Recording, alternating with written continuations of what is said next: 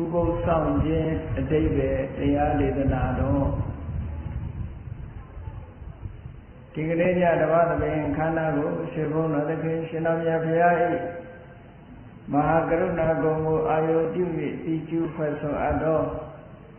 ဝန္ဒနာပဏာမအာတိတဂါထာကိုရွတ်ဆိုပူဇော်ခြင်းဖြင့်စတင်ကြရအောင်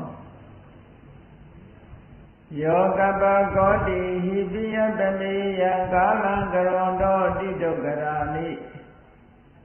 ခေရံကတောလောကဟိတယနာထောနမောမဟာကာရုဏိကသတတ္တာယောနာထောဝိနိယမြာသာတတ္တဝါဤချမ်းသာစီးပွားလိုလားတောင်းတဂုံပေါင်းခါသည်ဖြင့်နာထမြညာခြင်းရှင်တော်မြတ်ဖရာသည်ကပ္ပကောတိဟိပိဂရေကဘာအရေးအတွက်သင်္ချာတို့ဖြင့်တော်လဲအဘယ်မိယံရည်တွေတိုင်းတာဖော်ပြခြင်းကမစွမ်းနိုင်ပါသောကာလလေးအသင်ချေသိမ့်နေသောရှိကြသောကာလပတ်လုံးလောကဣဒယတတလောကဤအကျိုးစီးပွားအလို့ကအတိဒုက္ခရဏိယောသာတဲ့ချစ်လက်အင်္ဂါမေတ္တာကြီးမှသမိတာနှင့်တထာဇနီဆွန်ခြင်းကြီးဟုကျက်သီထဘွယ်90အစုအလုံးခဲရတော်မူတို့ကိုကရွန်တော်ဘုရားဖြစ်ရန်ဤတန်ကျုပ်ကိုအာထုတော်မူရသည်ဖြစ်၍ခေရန်လက်ဖြစ်မြင်လုံးအသက်ဆုံးလည်းရဲ့နှလုံးစိတ်ဝံကိုရောဤပင်မခြင်းတို့ကတောဘဝတဏ္ဍချိန်ခံများစွာရောက်တော်မူကြရရှာလေသည်မဟာကရုဏီကတတတဝါများယဝေတာကဲ့သို့တနာချစ်ခင်မဟာကရုဏာရှင်ဖြစ်တော်မူသောတတနာတတဝိနည်းများစွာတတ္တဝါဤချမ်းသာစီးပွားလိုလားတောင်းတဂုံပေါင်းခါသည်ဖြင့်နာထမြညာထိုးရှင်တော်မြတ်ဖရာအားနမောယုတိကြောင်းကြောင့်မံကိုလျော်၍ကရောယုကျိုးရှိခိုးခြင်းသည်အထုဘဝတုစင်စစ်မသွေဖြစ်ပါစေတည်း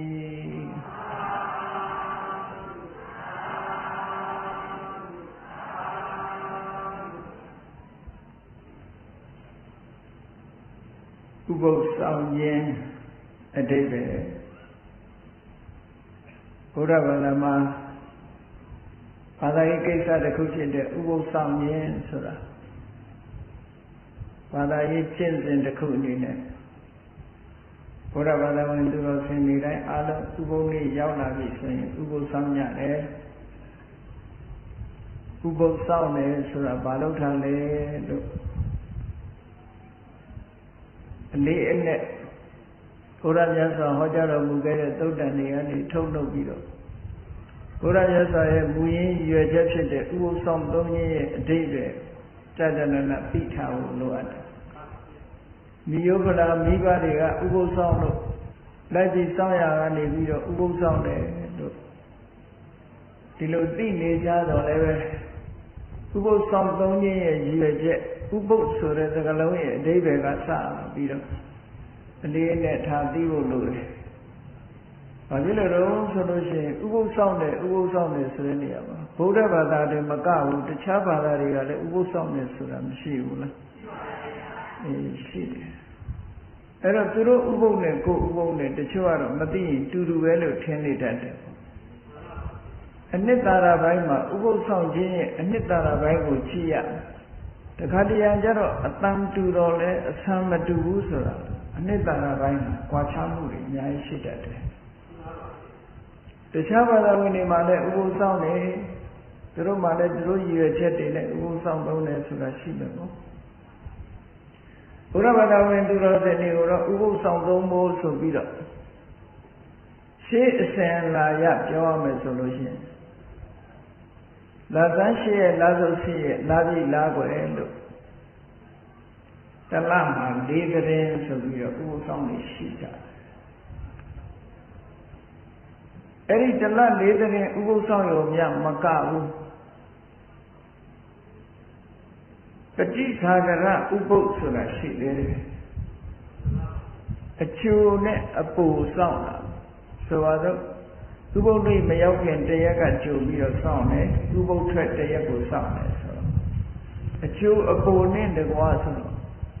လာဇန်9ရက်လာဇန်10ရက်လာဇန်9ရက်3ရက်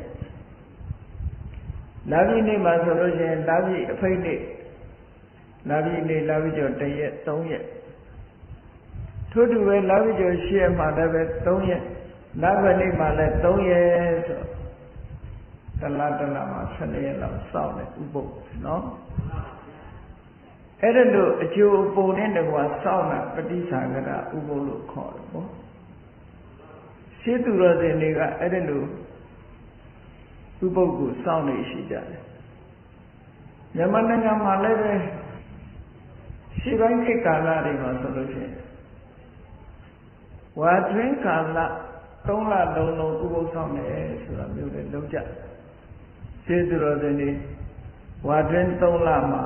နေ့စဉ်နဲ့အမျှသီလဆောက်တည်ပြီးတော့ဥပုပ်ဆောင်ရတယ်ပါတိဟာရိယပက္ခဥပုပ်တို့ပါတိဟာရိယဥပုပ်တို့ပฏิစာဂရဥပုပ်တို့ဒီလိုဥပုပ်ရက်တွေဟာတာမန်ရက်ပြတာမကဘဲနဲ့တိုးချဲ့ပြီးတော့ဥပုပ်သီလကိုစောင့်တည်ကြတယ်ဒါကရက်နဲ့ပတ်သက်ပြီးတော့ရှေ့ရဆောင်အနည်းဆုံးတော့တလ4သတင်းဆိုတာဥပုပ်ဆောင်နေရှိကြတယ်ဥပုပ်ဆောင်တာဆိုတာပုရုဇဉ်ပုဂ္ဂိုလ်တွေမှဥပုပ်ဆောင်တာမဟုတ်ဘူးမြတ်စွာဘုရားလက်ထက်တော်ခါကာလတုန်းကသောတပန်ဖြစ်တဲ့ဝိသခာကျောင်းမှာကြီးတို့လိုသောတပန်ပုဂ္ဂိုလ်တွေကလည်းပဲဥပုပ်ဆောင်ဥပုပ်ကိစ္စကိုမျက်မျက်နှိုးနှိုးထားပြီးသတင်းနေ့စဉ်ဥပုပ်ဆောင်နေရှိကြတယ်နော်ကဲဒါဖြင့်ကောင်းပြီဥပုပ်ဆိုတာဘာကိုပြောတာလဲလို့ဥပုပ်ဆိုတဲ့စကားလုံးကမြန်မာစကားစစ်မဟုတ်ဘူးပါဠိစကားဥပောသထဆိုတဲ့စကားလုံးကလာတာဥပောသထဆိုတာပုတ်ခွဲလိုက်တော့ဥပနဲ့ဝတ္တထဥပဆိုတာကျင့်စဉ်တရားနဲ့ပြည့်စုံပြီးတော့ဝတ္တထကျင့်သုံးနေထိုင်ခြင်းလို့ဒီလိုလေးပဲရတယ်ဆိုပါစို့7ပါးသီလဆောက်တည်ပြီးတော့နေတယ်ဆိုတာ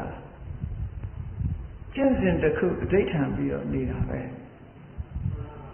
ဒီဥပုသ်ဆောင်တဲ့အတွင်းမှာဒီအင်္ဂါ7ပါးနဲ့အင်္ဂါ7ပါးနဲ့မှာပါတဲ့အချက်လက်တွေကိုရှောင်ကျင်မယ်မလွန်ကျူးအောင်ထိမ့်သိမ်းစောင့်ရှောက်မယ်ဆိုတဲ့မုံမြတ်တဲ့စိတ်ထားနဲ့ဒီလိုစောင့်သုံးတာကိုချင်းသီလနဲ့ကျင့်သုံးနေထိုင်ခြင်းလို့ဒီလိုထိပ္ပယ်ရတယ်နော်ဒါကဥပောသထဆိုတဲ့စကားလုံးကနေပြီးတော့မြန်မာမှုပြုလိုက်တဲ့အခါကျတော့ဥပုပ်ဆိုတဲ့စကားလုံးကိုမှန်အောင်ရေးရမယ်ဆိုလို့အခရာဥ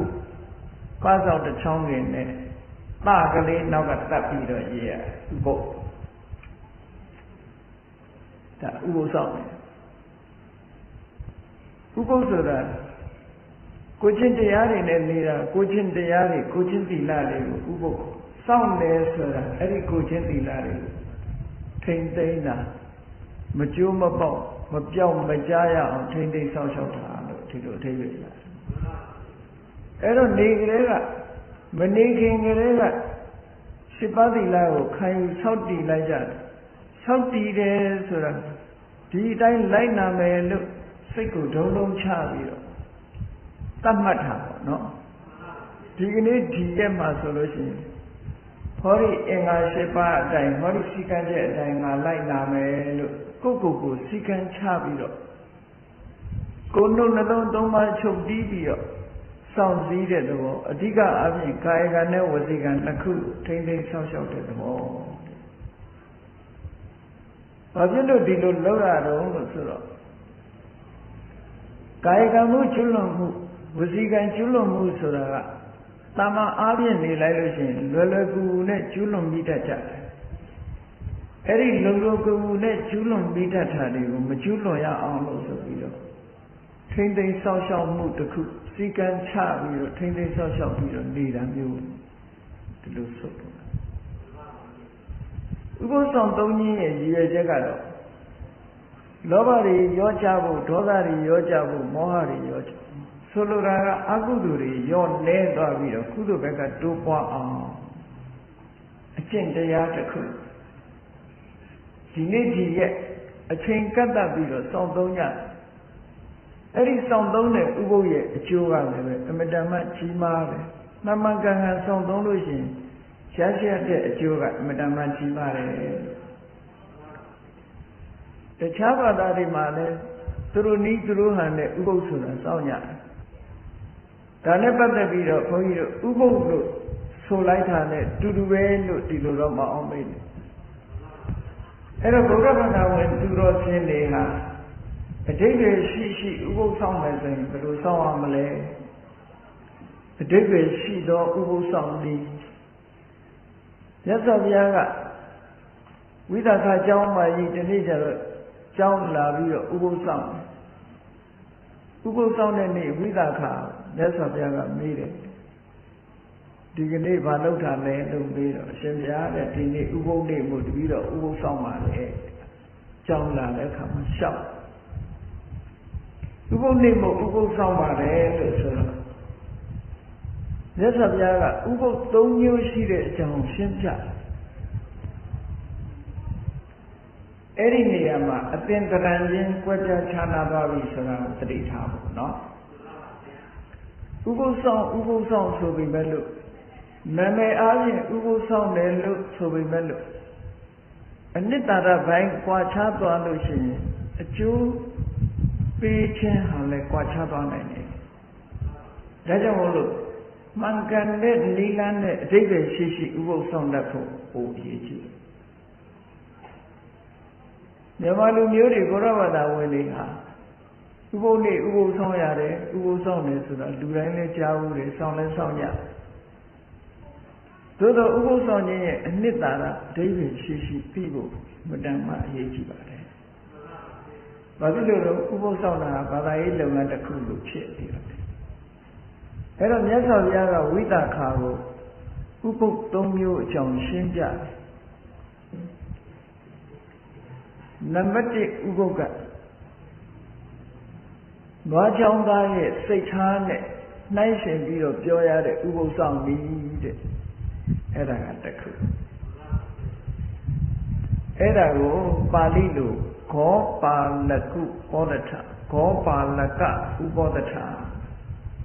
ဂောပါလကဆိုတာနွားချောင်းသားဥပောဒထဆိုတာဥပုသ်နွားချောင်းသားဥပုသ်ဆိုတာနွားချောင်းသားတွေစောင့်တဲ့ဥပုသ်ကိုပြောတာမဟုတ်ဘူးနွားချောင်းသားရဲ့စိတ်နဲ့စိတ်ထားနဲ့နှိုင်းယှဉ်ပြီးတော့ပြောရတဲ့ဥပုသ်မျိုးလို့ဒီလိုဆိုလို့လေအဲ့တော့ဥပုသ်တွေဟာဥပုသ်ဆောင်ပြီဆိုလို့ရှိရင်မှန်ကန်တဲ့စိတ်ထားရှိ